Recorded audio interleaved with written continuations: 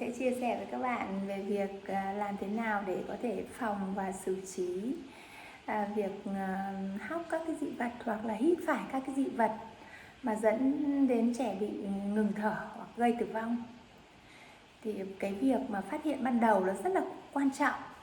Trong những cái phút đầu tiên, nếu như chúng ta thấy trẻ có thể có những cái biểu hiện như là ho sặc sụa hoặc là tím tái, thì chúng ta phải nghĩ ngay đến cái tình trạng là có thể trẻ đã bị hóc phải dị vật hoặc là hít phải một cái vật nào đó. Thì nó có thể xảy ra 3 trường hợp.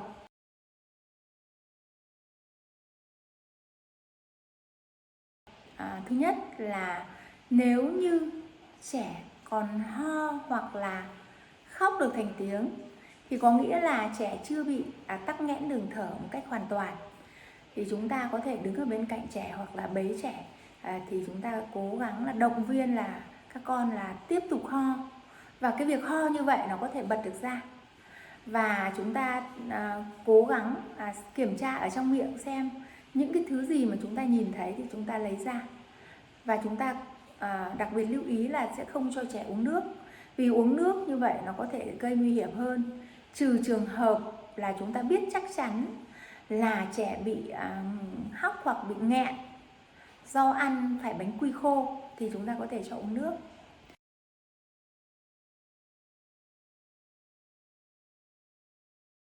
Trường hợp thứ hai là nếu mà trẻ bị tắc nghẽn đường thở và trẻ vẫn tỉnh táo, như chỉ có khó thở thôi, thì chúng ta có thể kiểm tra ở trong miệng và lấy ra những cái thứ mà chúng ta nhìn thấy. Các bạn lưu ý là chỉ lấy những cái thứ gì chúng ta nhìn thấy thôi. Và chúng ta tiến hành là vỗ lưng và ấn ngực. Với vỗ lưng thì chúng ta có thể đặt trẻ ở trên đùi, đặt sấp trẻ là trẻ nằm sấp, và chúng ta sẽ vỗ mạnh vào giữa hai bả vai, vỗ 5 cái mạnh vào giữa hai bả vai để trẻ có thể là cúi đầu thấp hơn chân, và chúng ta vỗ mạnh vào giữa hai bả vai. Như vậy có thể nó sẽ bật được cái dị vật ra. Nếu như chúng ta vỗ như vậy, vỗ lưng mà trẻ vẫn chưa bật được dị vật ra, thì chúng ta có thể để trẻ nằm ngửa trên đùi, đầu thấp hơn đùi, và chúng ta tiến hành là ấn ngực. Chúng ta ấn bằng hai cái cùi của bàn tay.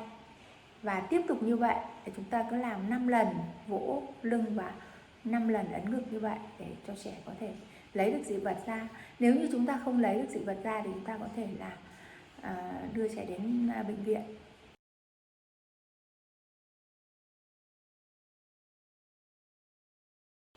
Trường hợp thứ ba là trường hợp là trẻ có thể là ngừng thở, thì chúng ta phải nhanh chóng gọi cấp cứu hoặc chúng ta đưa trẻ đến cấp cứu bệnh viện. Trong cái lúc mà đưa trẻ đến bệnh viện thì chúng ta phải tiến hành là hà hơi thổi ngạt và ấn ép tim. Đấy, thì hà hơi thổi ngạt thì chúng ta cứ hà hơi thổi ngạt 2 lần thì chúng ta lại ép tim 30 lần. Để làm nào mà cái khí oxy nó vào được phổi cho trẻ. Và đến bệnh viện thì người ta có thể xử lý ngay, hoặc là người ta có thể trích cái đường phế quản ra để cho trẻ thở. Nhưng mà bắt buộc chúng ta phải suy nghĩ là trong khi đưa đến bệnh viện hoặc gọi cấp cứu thì chúng ta phải thổi ngạt và ép tim là rất quan trọng.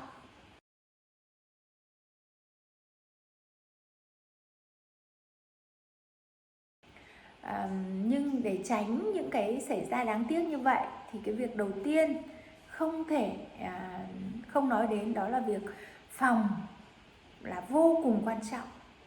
Để mà phòng cho trẻ không bị hóc dị vật hoặc là hít phải các cái dị vật tắc nghẽn đường thở, thì cái việc đầu tiên là chúng ta cố gắng loại bỏ toàn bộ những cái đồ chơi, những cái đồ vật mà nó có thể gây nguy hiểm đối với trẻ, như là bóng bay, như là cái cúc áo, như là những cái đồ chơi nhỏ.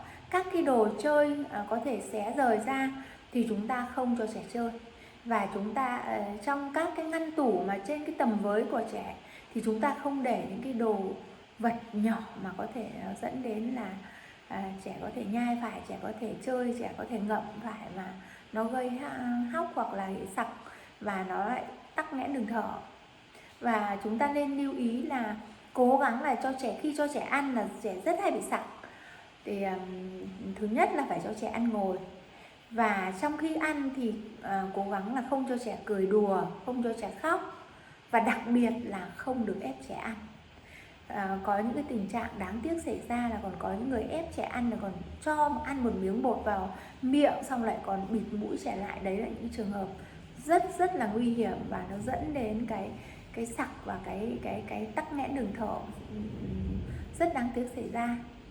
Chúc các bạn luôn là những người mẹ, những cô giáo biết cái cách làm thế nào cho các con của chúng ta được an toàn nhất.